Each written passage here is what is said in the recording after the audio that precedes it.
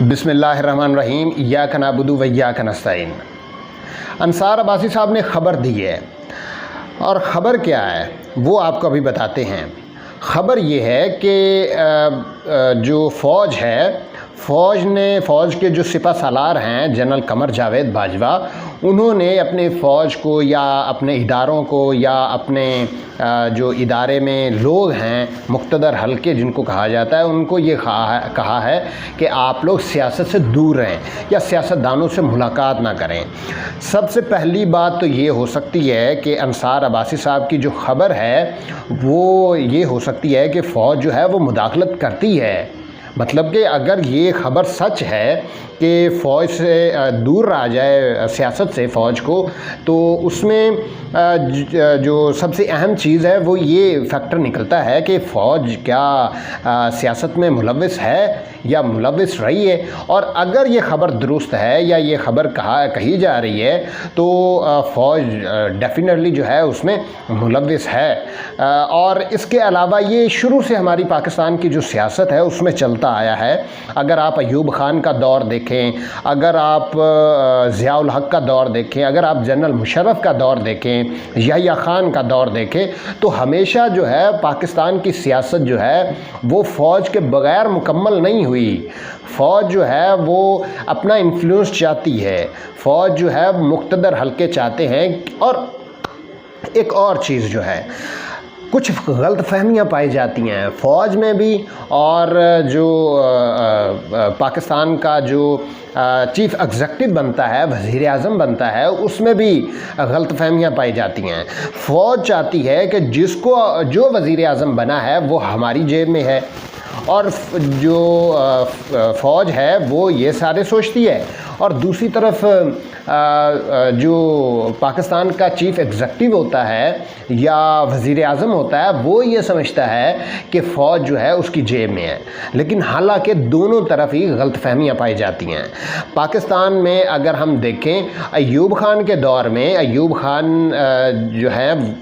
खान को भुट्टो जो हैं वो डैडी कहा करते थे। डैडी जो है वो उसने उसको अपने बेटे को पीछे कर दिया, ठीक है, और फिर बेटे ने आके उस पर अपने इक़्तिदार पे कब्ज़ा किया और सारी चीज़ें हुई। वो एक तारीख़ का हिस्सा है।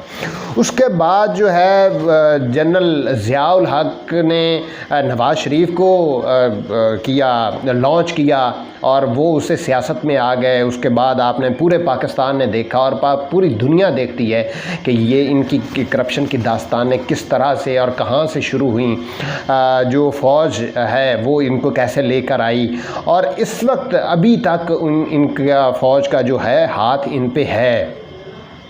अब देखते हैं कि ये कहाँ तक जाता है। सबसे अहम चीज़ जो ये है कि अगर फ़ौज जो है वो अगर पाकिस्तान की सियासत में नहीं है तो ये कोई भी हुकूमत जो है वो टन्योर क्यों नहीं पूरा करती, क्यों टन्योर पूरा नहीं करने दिया जाता। मैं इस चीज़ को मानने के लिए तैयार नहीं हूँ। मेरा ज़मीर इस चीज़ को गवारा नहीं कर रहा, या मेरा ज़मीर इस चीज़ की हमेशा मलामत करता है कि पाकिस्तान में जो रिजीम चेंज हुआ है वो सिर्फ़ अंदरूनी या सिर्फ़ सियासतदानों की वजह से नहीं हुआ। उसमें मुक़्तदर हल्के शामिल थे, उसमें सियासतदान शामिल थे, उसमें बैरूनी जो एस्टेब्लिशमेंट है वो शामिल थी, उसमें कुछ ममालिक शामिल थे। तो ये सारी चीज़ें जो हैं ये तब से हो रही थी। इसके अलावा अगर हम ये देखें कि पाकिस्तान की जो सियासत है उसमें हमेशा फ़ौज मुदाखलत करती रही है। फ़ौज जो है वो उसने ज़ियाउल हक के दौर में भी मुदाखलत हुई, ठीक है, और तब जो है वो जनरल हमीद गुल ने जिस तरह ये IGI बनाई और ये सारी चीज़ें जो हैं आपके सामने हैं, और बेनज़ीर को D रैंक करने के लिए, या ये सारी चीज़ें जो आपके सामने हैं। उसके बाद जो आपने देखा कि दो ढाई साल नवाज़ शरीफ ने की, फिर 2-2.5 साल जो है वो बीबी ने की, फिर नवाज़ शरीफ आए, फिर बीबी ने की। उसके बाद जो है वो नवाज़ शरीफ ने अपॉइंट किया 1999 में उस परवेज़ मुशर्रफ को, और परवेज़ मुशर्रफ ने बाद में कू कर लिया। परवेज़ मुशर्रफ जो हैं उन्होंने 12 अक्टूबर का आपको सारी स्टोरी का पता है कि किस तरह जो है वो उनको हटाना चाहते थे। बेसिकली मकसद इक़्तिदार का था। बेसिक मकसद जो था कि फ़ौज चाहती थी कि वज़ीर आज़म जो है उनकी डिक्टेशन पे चले, और वज़ीर आज़म चाहता था कि फ़ौज जो है वो उसकी डिक्टेशन पे चले। दोनों एक दूसरे को अपनी अपनी जेबों में रखना चाहते थे, अपनी अपनी जो कैटेगरीज़ हैं या अपने अपने जो डोमेन्स हैं उसमें काम नहीं करना चाहते थे। वो चाहते थे उसमें मुदाखलत करें, और हमेशा से फ़ौज जो है वो मुदाखलत करती रही है। पाकिस्तान में इस वक्त जो बैरूनी साजिश से या बैरूनी मुदाखलत से या अंदरूनी साजिश से जो ये रिजीम चेंज हुआ है और इम्पोर्टेड हुकूमत को एक नायल ना तजर्बाकार और चट्टे बट्टे जो सारे हैं, आपने देखा 60% जो है इनकी काबीना वो ज़मानत पे है, तो ये सारे जो हैं इस वक्त ज़मानत पे हैं और इनको हमारे ऊपर मुसल्लत कर दिया। पाकिस्तान की आवाम ये सोचती है, ये पूछती है कि क्यों एक नाअहल शख्स को, एक भिखारी वज़ीर आज़म को हमारे ऊपर मुसल्लत कर दिया गया। उस बंदे को जो बाप बेटा जो हैं उन्होंने उन पे फ़र्द जुर्म आयद होनी थी। अब कई माह गुज़र चुके हैं, फ़र्द जुर्म भी आयद नहीं हो रही। पाकिस्तान के इदारे जो हैं वो उनके अंडर हैं, पाकिस्तान के इदारों पे वो इन्फ्लुएंस करना चाहते हैं, अदालतों पे वो इन्फ्लुएंस करना चाहते हैं, और नैब वैसे ही उन्होंने ख़त्म कर दी है। नैब पे उनके केसेस नहीं हैं। FIA जो है वैसे उनके अंडर है, वो उन्होंने वैसे ही आपको पता है कि उन्होंने अदालतों में पेश होने से इनकार कर दिया था, अपीयर होने से इनकार कर दिया गया था। ये सारी चीज़ें जो हैं ये असल में ये सारे जो हैं वो अंपायर से मिल के खेल रहे हैं। अब 17 तारीख को पंजाब में ज़िमनी इलेक्शन होने वाले हैं। ज़िमनी इलेक्शन के दौरान और उससे पहले आप देखेंगे कि ये सारी चीज़ें और मुक़्तदर हलके क्या सोच रहे हैं। मुक़्तदर हलके ये चाहते हैं कि PTI की गवर्नमेंट को 20 में से सिर्फ जो है वो 4 या 5 या 6 नशिस्तों पे रोका जाए, और जो वज़ीर आला हैं, इम्पोर्टेड वज़ीर आला, वज़ीर आज़म के बेटे वज़ीर आला हमज़ा शहबाज, उनको वज़ीर आला रहने दिया जाए। उसमें कुछ जो पंजाब में बैठे मुक़्तदर हलकों के लोग हैं वो उसमें किरदार अदा कर रहे हैं। मीडिया में ख़बरें आ रही हैं और बहुत सारी चीज़ें जो हैं इस हवाले से हो रही हैं। पाकिस्तान में इस वक्त जो हुकूमत है उनका मुख्तलिफ़ ममालिक के साथ जो कॉन्ट्रैक्ट्स साइन हो रहे थे वो नहीं हो रहे, वो होने नहीं जा रहे। क्योंकि इन्होंने नैब को ख़त्म कर दिया है।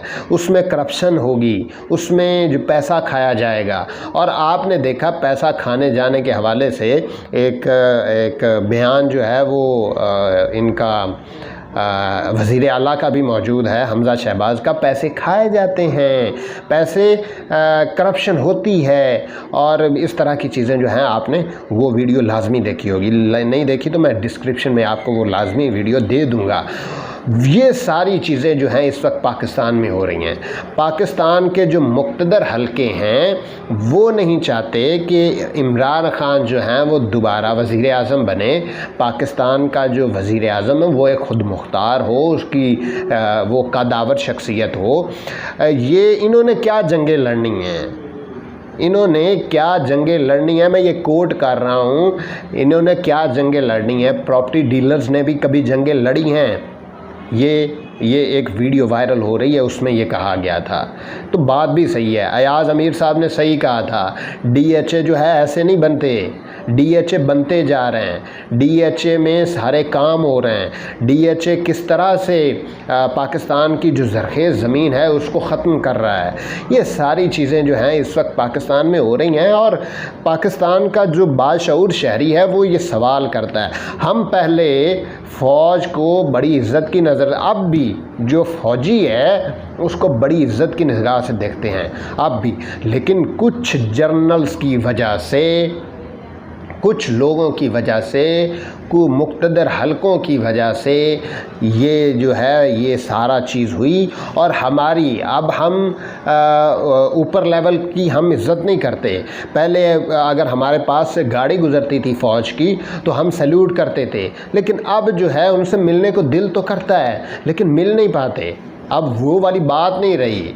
पाकिस्तान में ये किन को हम पे मुसल्लत कर दिया गया, किन्होंने। और एक और चीज़, इमरान रियाज़ ख़ान के बारे में, इमरान रियाज़ ख़ान की जो सिक्योरिटी है वो उन्होंने उसके जो लाइसेंस याफ्ता असलहा है वो वापस ले लिया गया, उसको ज़ब्त कर लिया गया है। उनकी गाड़ी जो है उनका लाइसेंस कैंसिल कर दिया गया है। और इमरान रियाज़ ख़ान ने बड़ी सख्त बातें की हैं अपनी वीडियोज़ में। उन्होंने कहा है कि ये अब मेरी फैमिलीज़ को टारगेट करेंगे और मैं इनको छोड़ूंगा नहीं। ये जो लाहौर में बैठे हुए लोग हैं वो। और एक और चीज़, मैं बात से बात निकल जाती है, पिछली बात बीच में रह जाती है, क्योंकि बातें इस तरह की हैं, बहुत ज़्यादा बातें हैं तो बातें बीच में रह जाती हैं। इमरान रियाज़ ख़ान साहब ने कहा है कि एक ख़बर दी थी जनरल ब्रिगेडियर के बारे में, मैं नाम तो नहीं लेता लेकिन ब्रिगेडियर के बारे में ख़बर दी थी उन्होंने। और मुक़्तदर हलकों की जानिब से ये कहा गया था कि ब्रिगेडियर साहब जो हैं वो तो यहाँ पे मौजूद ही नहीं है लाहौर में, वो तो इस्लामाबाद में मौजूद हैं। तो भाई आजकल जो है वो टेक्नोलॉजी का दौर है, कहीं पे भी आप पाकिस्तान से बाहर भी चले जाएं और वो जाते रहते हैं, वो जाते रहे हैं। पाकिस्तान में अगर ये रजीम चेंज ऑपरेशन जो है उसके पीछे ये बैरूनी और अंदरूनी साजिश नहीं है तो फिर कौन है? अकेला सियासतदान, अकेला नवाज शरीफ, अकेला शहबाज शरीफ, अकेला जरदारी, अकेला फजलुर रहमान और दूसरे जो सारे अकेला ये क्या कहते हैं MQM वाले, ये सारे जो हैं ये ऐसे तो नहीं आ गए। ये सारे जो हैं इनको पीछे से शय मिली। शय मिलने के बाद ये इन्होंने पाकिस्तान पे कू किया और पाकिस्तान की जो इम्पोर्टेड हुकूमत आई है उन्होंने एक इलेक्टेड हुकूमत को घर भेजा और उसके नतीजे में ये सारे हम पे मुसल्लत हो गए। जब से ये मुसल्लत हुए इन्होंने, आपने देखा इकॉनमी के किस तरह जा रही है, किस तरफ जा रही है। इकॉनमी जो है वो कहाँ पे इस वक्त स्टेबल कर रही है।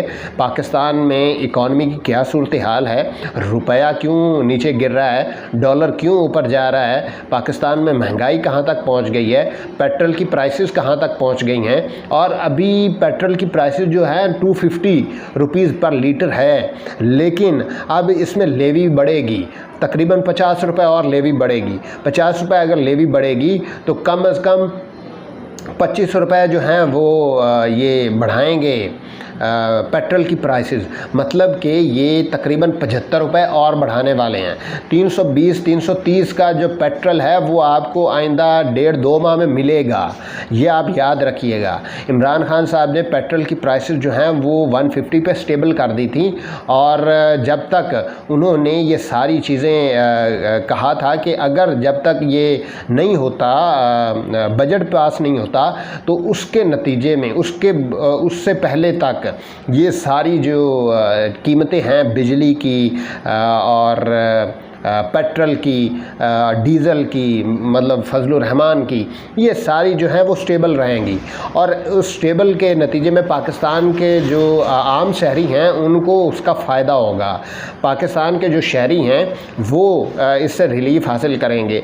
तो ये सारी चीज़ें, और जब ये मुल्क एक अच्छे तरीके से, एक स्मूथ तरीके से आगे बढ़ रहा था, उसका ग्राफ ऊपर जा रहा था, तो वो कौन था जिसने ये सारा ऑपरेशन किया, किसके साथ मिलके किया, कहाँ पे बैठ के किया, किसने साजिश की, किसने मुदाखलत की, किसने सहूलतकारी की, कौन मीर जाफ़र है, कौन मीर सादक है, ये पाकिस्तान की आवाम सवाल करती है। ये सवाल जो हैं वो आपका पीछा करते रहेंगे, ये सवाल जो हैं वो आपको वहाँ तक लेके जाएंगे। आपने जो पाकिस्तान के जो शहरी हैं या पाकिस्तान के जो सिलेबस है उसमें ये कहा गया था, हमें ये लिखा गया था कि मुजीबुर रहमान जो है वो गद्दार था, मुजीबुर रहमान जो है उसने अपना मुल्क बड़ा एक तरफ कर लिया था। तो आप देखें उनकी इकॉनमी कहाँ पे है, आपकी इकॉनमी कहाँ पे है, वो ऊपर जा रहे हैं, आपका ग्राफ नीचे आ रहा है। क्यों आ रहा है? क्यों? आप लोगों ने हमेशा मुदाखलत की है, आप लोगों ने हमेशा पाकिस्तान के इदारों ने जो पाकिस्तान के इदारे हैं मुक़्तदर हल्के हैं, मैं नाम नहीं लेता, बहुत सारे लोग जो हैं वो नाम ले चुके हैं, लेकिन पाकिस्तान में जो इस वक्त रजीम चेंज ऑपरेशन हुआ था उसके नतीजे में ये सारी चीज़ें हो रही थीं, अंदरूनी भी और बैरूनी भी। अब देखना ये है कि जो ज़िमनी इलेक्शन होने वाला है, ज़िमनी इलेक्शन के नतीजे में क्या चीज़ चलेगी।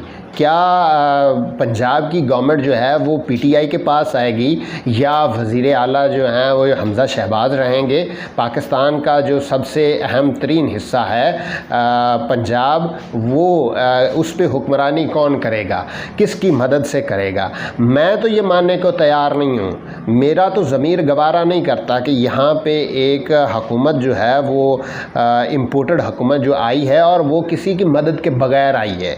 मैं इस चीज़ को मानने को तैयार नहीं हूँ। मेरा ज़मीर इस बात की इजाज़त नहीं दे रहा कि एक ऑपरेशन हुआ उसमें आपने किसी ने कोई किरदार नहीं किया, ये मैं इस चीज़ को मानने के लिए तैयार नहीं हूँ।